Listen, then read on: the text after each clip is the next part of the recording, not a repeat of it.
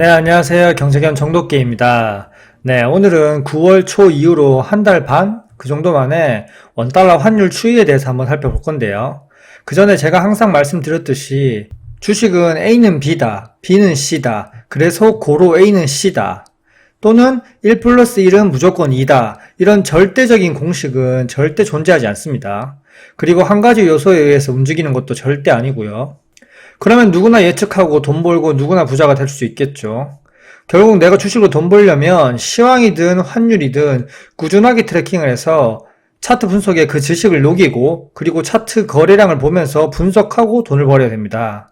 항상 주식은 절대 예측의 분야가 절대 아니다. 그리고 대응의 분야임을 항상 명심하시고요. 이건 제 유튜브 배너에도 나와 있고 항상 주식은 대응의 분야입니다. 자, 이제 본론으로 들어가서 환율을 살펴보기 전에 환율의 변동 요인 5가지를 한번 살펴볼게요. 첫 번째, 연준의 금리 인상, 동결인지 인한지. 자, 환율이 킹달러라고 불릴 때 빅스텝, 자이언트 스텝을 밟으면서 킹달러로 고공행진했었고, 이제 연준이 금리 인상을 한다 해도 딱 거의 한 번의 정도 카드밖에 없고요. 아니면 동결이고요. 자, CME 패드워치를 한번 보시면 이번에 11월 1일에 있을 FOMC 회의에서 금리 동결은 거의 확실시되고 있고요. 99%입니다. 금리라는 요인으로만 봤을 때는 킹달러로 다시 또 고공행진한다? 그건 보기 힘들 것 같고요. 자, 다음 한번 보시면 이번에는 미 국채금리 2년물과 10년물입니다. 국채금리 2년물 그리고 10년물을 보시면 2년물이 9월달 초에는 거의 4.8% 수준이었거든요. 그리고 10년물도 9월 초에는 4.2% 정도 수준이었는데 지금은 2년물이 5%를 돌파했고요. 그리고 10년물 역시 장중에 5%를 돌파하면서 5% 수준에서 등락을 계속 보이고 있습니다. 이러면서 계속 불안감을 조성하고 있고요. 현재 기준으로는 2년물이 5.015% 그리고 10년물이 4.845%입니다. 국채 금리는 연착륙이다, 경착륙이다, 또는 향후 나오는 지표와 시황에 따라서 달라질 수 있고요. 국채 금리 역시 현재 세계 시황과 같이 이상하게 움직이고 있습니다. 이번에 미국 GDP가 되게 잘 나왔기 때문에 국채 금리 역시 상승을 해야 되는데 그날 오히려 GDP가 발표되고 나서 국채 금리가 하락 전환했고요. 지금은 변동 요인이 워낙 많기 때문에 그냥 주시해야 되고 항상 트래킹 해야 되는 요소로 볼 수 있겠습니다. 그리고 세 번째와 네 번째는 함께 볼 건데요. 인플레이션이 둔화되고 있는지 각종 지표, 고용, CPI, PPI, 그리고 실업률, 유가 등의 지표도 계속 나오고 있고요. 그리고 미중 갈등, 러시아 우크라이나 전쟁, 지금 가장 큰 거는 이스라엘 팔레스타인 전쟁도 가장 크겠죠. 이란이 참전하는지, 그리고 가자 지구의 지상전이 확대가 되는지. 지금 인플레이션 둔화 지표는 각종 지표들이 둔화를 나타내고 있지만 다시 내려오면서 브레이크가 잡히고 있으면서 단기 반등이 상당히 커지고 있고요. 그래도 장기적인 아직 추세는 둔화되고 있다고 볼 수 있을 것 같습니다. 지금 갑자기 터진 이스라엘 팔레스타인 전쟁으로 인해서 중동 전쟁으로 번지면서 유가가 만약에 100불 이상을 돌파하게 되면 결국에 언노운 이슈인 전쟁으로 인해서 예측하기 더 힘든 실정입니다. 여기서 지금 내년 미 대선인데 중동 전쟁이 터질까 되게 의문이지만 전쟁은 워낙 한 치 앞도 알 수 없고 또 이러다가 갑자기 또 휴전할 수도 있기 때문에 이 역시 꾸준하게 트래킹 해야 되는 시점이고요. 그리고 5번째를 보시면 중국 경제 회복, 위안화 약세, 위안화 강세 한번 보시면 중국 제조업의 PMI 한번 보실게요. 중국 제조업이 지금 회복 조짐을 보이고 있고요. 공업이익이 2달 연속 상승세라고 나오고 있습니다. 중국 제조업 PMI도 소폭 계속 상승하고 있고 공업이익 추이 역시 살아나고 있습니다. 여기 보시면 이 노란색 라인이 누적 공업이익이고요. 이 파란색 라인이 전년 동기 대비 이익치입니다. 지금 전년 동기 대비 이익치가 꾸준하게 증가를 하면서 누적 공업이익을 유지시켜주고 있고요. 이렇게 중국 경제가 다시 살아나면서 위안화가 다시 강세가 되면 환율이 하락할 수 있는 요인도 될 수 있겠죠. 그리고 현재 미중 관계도 한번 보시면 미중 관계도 내년 미국 대선이 있기 때문에 개선될 여지가 여전히 보여주고 있고요. 바이든이 책임있게 경쟁 관리 소통 채널을 유지해야 된다고 얘기하고 그리고 11월 달에 시진핑과 회담을 추진하기로 한다고 했는데 이거는 진짜 해야 하는 거니까요.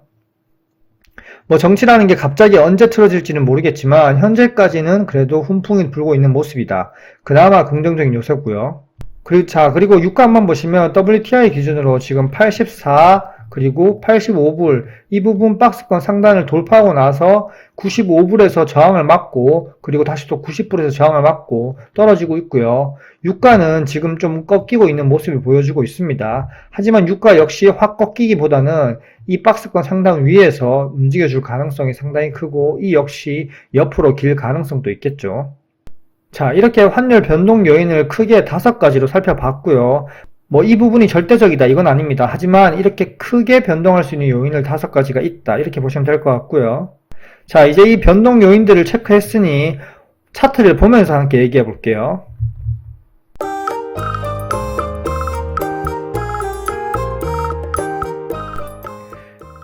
일단 차트는 월봉, 그리고 주봉, 그리고 일봉순을 볼 건데요. 제가 9월 초에 환율을 분석했을 때 이스라엘 팔레스타인 전쟁이 터지지도 않았고 원달러 환율이 당분간 옆으로 질질 기는 장세가 된다고 말씀드렸는데, 갑자기 돌발 이슈로 전쟁이 터지면서 옆으로 기고 있는 장세지만 1300원에서 1340원대로 옆으로 기는 게 아니라 좀 더 상단으로 올라와서 1340원대에서 1360원대에서 옆으로 기는 모습이 만들어지고 있습니다.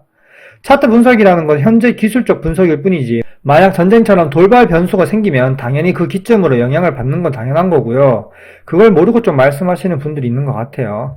항상 분석이라는 것은 위로든 아래로든 열어놔야 됩니다. 그렇기 때문에 예측이 아니라 대응의 영역이라고 제가 말씀드리는 거고요. 자, 이제 월봉과 주봉을 함께 보시면 월봉상에서는 1340원대와 1360원대에서 등락만 보이는 걸 볼 수 있고요. 그리고 월봉상에서는 그래도 윗꼬리가 달린 음봉이 나오면서 아직까지 하방 압력이 살아있다 이런 모습을 보여주고 있고요.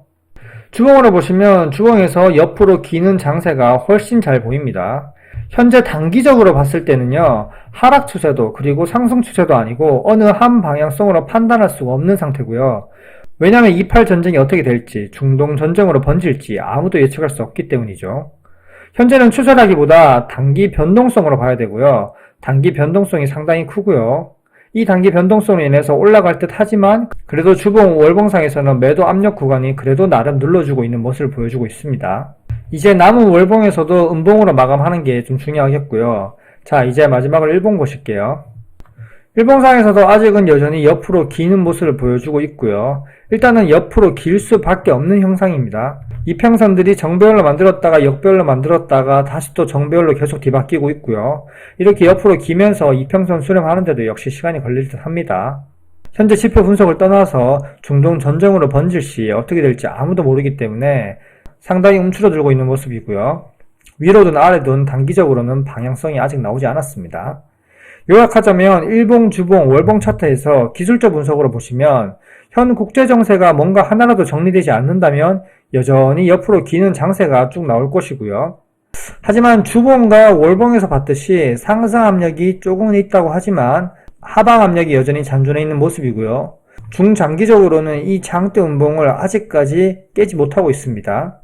올라갈 이유보다는 내려갈 이유가 많겠지만 당장 이렇게 급락해서 내려온다 이렇게 얘기하기는 상당하게 애매한 모습입니다. 단기 변동성이 크기 때문에 여기서 중동 전쟁으로 번지는 초유의 사태가 만약에 발생하면 1360원은 가볍게 돌파하면서 1380원 이상으로 충분히 갈 수 있겠죠. 이 부분까지 열려있다는 것도 이 시점에서는 생각해야 되고요. 그런데 이렇게 갑자기 공포감을 자극시키다가 갑자기 전쟁 휴전 이러면 1340원대를 또 강하게 이탈하고 1400원 초반대까지 충분히 내려올 수 있고요. 전쟁 양상, 그리고 중동 전쟁, 그리고 유가 이런 것은 누가 예측해서 과연 맞출 수 있을까요? 계속 시황을 트래킹해야 되는 이유 중에 하나고요. 무튼 현재는 주봉에서 한번 보시면 중장기로 하락 추세에서 단기 반등이 지금 세게 나오면서 그 단기 반등이 너무 세다 이렇게 보시면 될 것 같고요. 이렇게 다시 하락으로 강하게 이끌 파워풀한 요인이 현재는 없다. 그래서 옆으로 기면서 눈치 보면서 어떤 이슈에 따라서 등락을 보일 것이고요. 이 옆으로 기는 장세가 언제까지 길어질지는 국제 정세에 따라 달렸겠죠. 이 부분은 인간이 어떻게 통제할 수 있는 부분은 아니고요. 윗분들이 정치적으로 그리고 평화적으로 해결해야 될 문제라고 보여집니다. 원달러 환율은 제가 시황브리핑도 꾸준히 올리면서 트래킹하고, 그리고 인스타그램도 한번 보시면 인스타그램에서도 종목 분석도 하고 주요 일정도 올리면서 신용장고도 올리고 각종 지표들도 항상 트래킹하면서 올려주고 있습니다. 그러면서 현재까지 원달러 환율의 분석에 대한 예측은 거의 맞아 들어갔고요. 절대 저는 틀리지 않았다고 얘기하고 싶습니다. 지금 옆으로 기는 모습도 분명히 9월 초 부근에 제가 환율 분석에서 언급했던 부분이고요. 다만 언론 이슈인 이팔 전쟁이 터질 줄 누가 알았겠습니까? 하지만 이팔 전쟁이 터짐에도 불구하고 아직까지도 옆으로 기는 추세를 유지하고 있다. 이 모습은 그나마 긍정적이네요.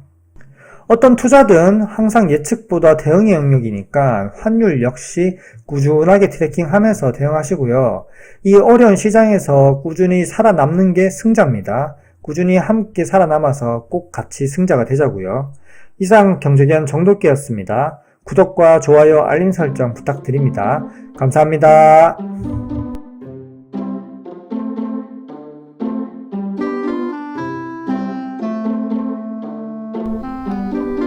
와이